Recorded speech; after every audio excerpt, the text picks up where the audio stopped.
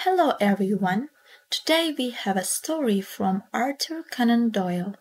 It is about a French soldier and his journey. Enjoy the story. The Medal of Brigadier. My name is Brigadier Gerard. In 1814, I was a soldier in the French army, and we were with the Emperor Napoleon in the town of Reims. One day a man, MacDonald, came to see me and my friend, Major Charpentier. "The Emperor wants to see you," MacDonald said. "Come with me." We went with him to the Emperor's rooms. "Charpentier, Gerard," the Emperor said, "come here." "Yes, sir," we said. "See on this map," the Emperor said. "We are at Reims, here, and there is Paris. The German and the Russian armies are near Paris, but I will stop them. My brother, the King of Spain, is in Paris now, and he has 100,000 soldiers. Take these letters to my brother," the Emperor said. "I'm going to Paris in 2 days, and he will read that in these letters.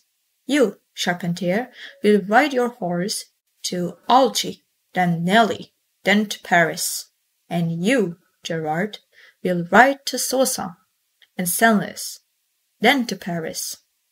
Only these towns. Do you understand?" I said, "Do you understand?" "Sir, yes, sir," we said. Charpentier and I rode to the town of Bazas. There he took the road to Algy, and I took the road to Soissons. "Gerard," Charpentier asked me, "why did the Emperor say what was in the letters?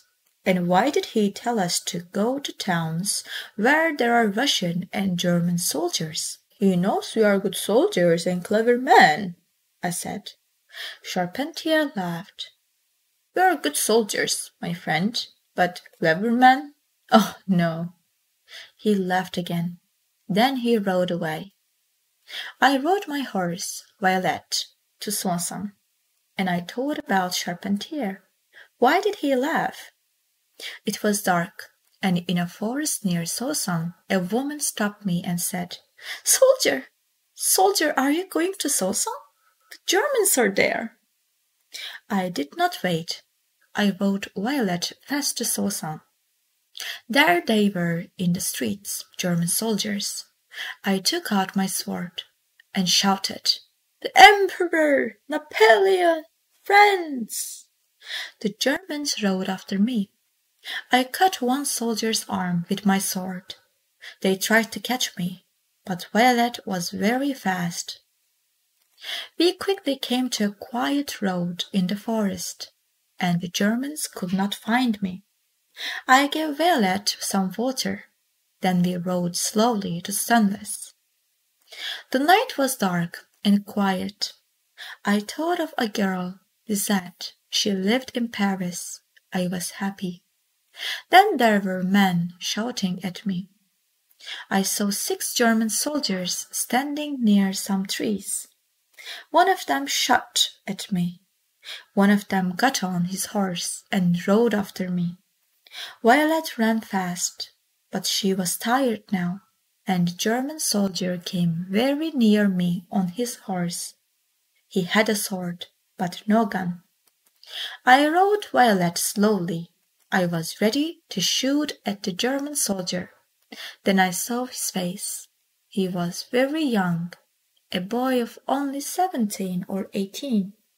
I thought of his mother. I shot the boy's horse. Oh, after that we rode fast, Violet and I.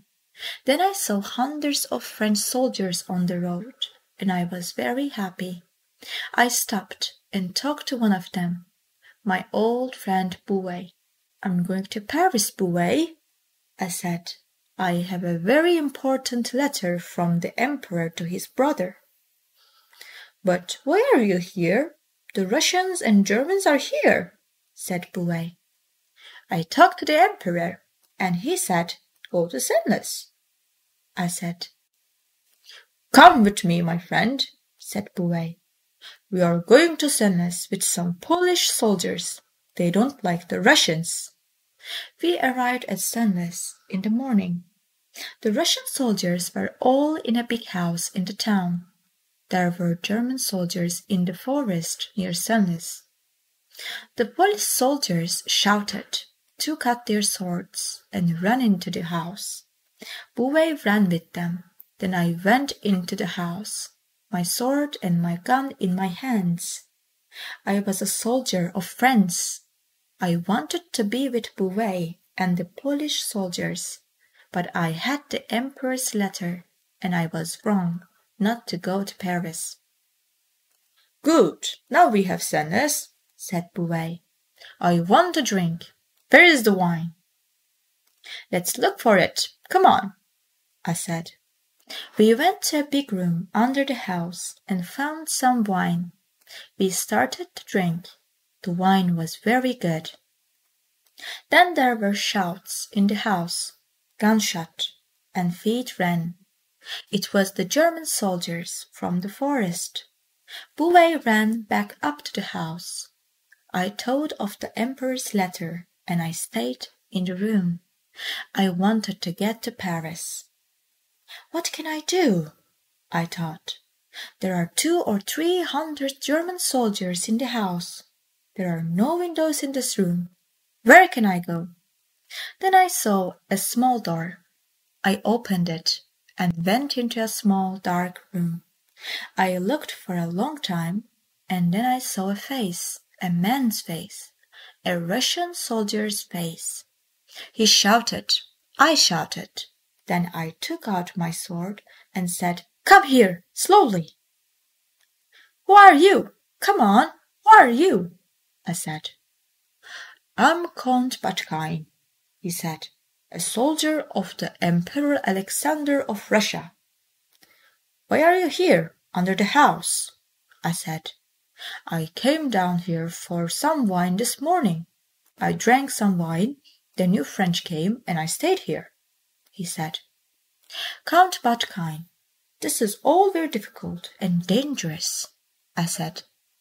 "Why?" he said. "There are Polish soldiers in the house, and—" "Polish?" he said. "And I am a Russian soldier. I am a dead man. What can I do?" I'm thinking, I said. I looked at the Count. "Your uniform," I said. "My uniform?" he asked. "You have a Russian uniform," I said. "Take my uniform. The Polish soldiers will see you in a French uniform, and you can get away." "You are a good man," the Count said. "But what will you do? The Polish soldiers will see you in my Russian uniform." "Oh," I said, "they know me. I will run to them and shout, 'I am Brigadier Gerard. I'm French.'" The Count gave me his uniform quickly. "You stay here," I told him. "I will talk to the Polish soldiers first." I put a heavy box at the door of the small room. I didn't want the Count to go up to the house and see the German soldiers. Then I walked into the house. In the house, I put the big Russian hat on my head and walked slowly to the door. "Good morning," one of the German soldiers said to me. I only knew these words in Russian. "At night I will see you near the tree. In the morning I will see you at the river." The soldier didn't understand Russian, but he was happy with my answer. I found Violet and rode quickly away from Senlis. I rode Violet for some time. Then I saw a man. He was a Russian soldier. He rode quickly to me and smiled. "A Russian soldier," he thought. "I will go and talk to him." "I'm finished," I thought. I took my sword in one hand. Then I took the Emperor's letter from my shirt. "Perhaps the Russian will kill me," I thought. "But I will eat this letter first." The soldier shouted at me in Russian, but I answered in French. Napoleon and friends! The Russian stopped. I rode fast at him. My sword was out. He rode fast at me. I hit the soldier with my sword. He didn't hit me. I hit him again. He was dead. I rode fast for Saint Denis and the French army in Paris. I arrived in Saint Denis. The French soldiers saw my uniform. "A Russian!" they shouted. "He is Russian!" One young man came at me with his sword. I shouted at him in French, "I am Brigadier Gerard. I come from the Emperor." His face went white then. I gave Violet some food and water. Then I rode to Paris to see the Emperor's brother, the King of Spain. The people of Paris knew of me. They knew of Senlis and the Russian uniform. In the streets, the men shouted at me, and the woman smiled. I was very happy. I gave the letter to the King of Spain, and he read it. After, he looked at me for a long time. Perhaps he wants to question me, I thought. "Is Major Charpentier here, sir?" I asked the king. "No," he said. "Who is Charpentier?" "He has a letter too, sir. The same letter," I said. "Oh, I see. Now I understand," the king said. "I do not think Charpentier will arrive." He laughed. Not arrive? Why did the king think that? What did he understand? And why did he laugh? I rode back to Reims and went to see the emperor. He was with some soldiers. They had a map on the table before them. Then the emperor saw me. "What's he doing here?" The emperor said. "MacDonald, where is Charpentier?"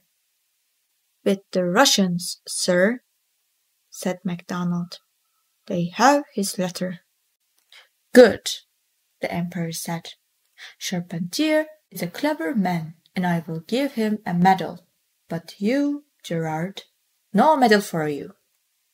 "Sir, I don't understand," I said. "You told me to give my letter to your brother."